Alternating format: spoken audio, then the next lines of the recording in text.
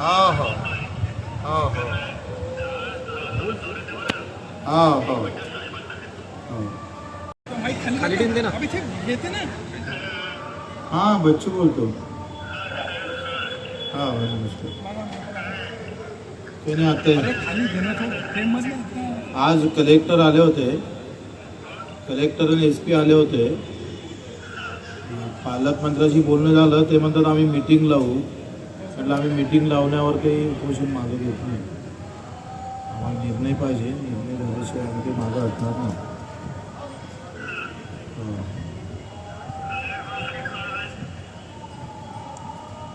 Hello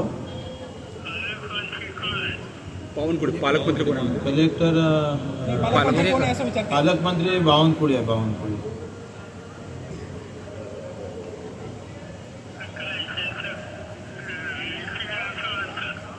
हो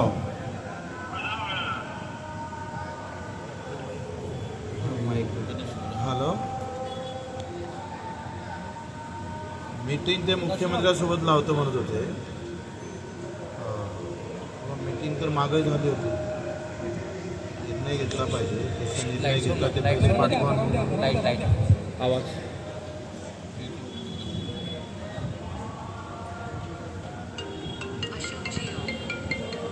उद्या तुमच्याकडून कोणी आलं तर बरं होईल.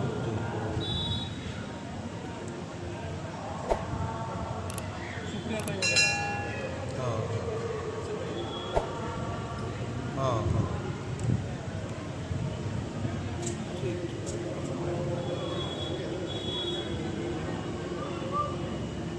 हां हां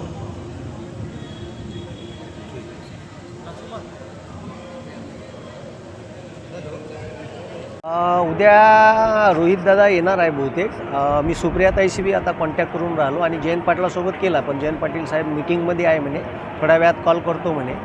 आमच्या पार्टीतर्फे जर 1-2 मोठे नेते आले तर अजून आंदोलनाला भव्य दिव्य रूप येऊ शकते किंवा महाविकास आघाडीच्या लोकांनी जर पाठिंबा दिला तर या आंदोलनाला वेगळे स्वरूप महाराष्ट्र लेवलवर निर्माण होऊ शकते आणि शेतकऱ्याचे, मच्छीमारांचे, बेरोजगार युवकांचे, दिव्यांगाचे साधे प्रश्न बच्चूभाऊंनी मांडले आणि ते रास्त प्रश्न आहे. आणि शासनाने ठीक आहे जे अजूनपर्यंत मनरेगाचे पैसे दिले नाही, दुधाचे भाव कमी करून टाकले, त्याची सबसिडी खाऊन टाकली, ठीक आहे, SC STच्या मुलांचे पैसे डायवर्ट करून टाकले, जे पोरं स्कॉलरशिपवर शाळेत कॉलेज शिकत होते. तर या मुद्द्यासाठी जे आंदोलन केलं आहे ते योग्य आंदोलन आहे आणि त्यांना सगळ्या पक्षांनी जर पाठिंबा दिला तर महाराष्ट्राचं भव्य रूप महाराष्ट्रात हे आंदोलन घेऊ शकते. त्याच्यामुळे मी पवार साहेबांसोबत आता कॉन्टॅक्ट करून दिला, बच्चूभाऊंचा बोलणं करून दिलं आणि एक सविस्तर चर्चा झाली. आता सुप्रियाताई आणि जयंत पाटलाशी मी बोलणं करून दिलं. आता जिल्हाधिकाऱ्यांची भेट घेतलेली आहे आणि नंतर लगेचच पवारसाहेबांना काय बोलून झालं, पवारसाहेबांनी काय म्हटलं? पवार साहेबांनी आम्ही आमच्याकडून प्रयत्न करतो. कराळे साहेबांनी त्यांचा फोन जोडून दिला. त्यांनी सांगितलं का माझ्याकडून काय प्रयत्न करता येईल, आमच्या सदिच्छा सोबत आहे असं त्यांनी सांगितलं. आणि कलेक्टरांनी बावनकुळेसोबत बोलणं करून घेतलं. पालकमंत्री बावनकुळे म्हणत का आता कलेक्टर आले तुम्ही उपोषण सोडवा, आम्ही बैठक लावू. मी त्यांना सांगितलं बावनकुळेंना फक्त बैठकीवर काही उपोषण सोडणार नाही, निर्णय घ्यावा लागेल. निर्णय घेतल्याशिवाय आम्ही ते काही हटणार नाही. पवारसाहेबांनी असं कोण येणार आहे, त्याचा पाठिंबा कसा असणार आहे? मला वाटते रोहितजी पवार उद्या येणार आहे. असं त्यांचे एक माजी आमदार त्यांचा फोन आला.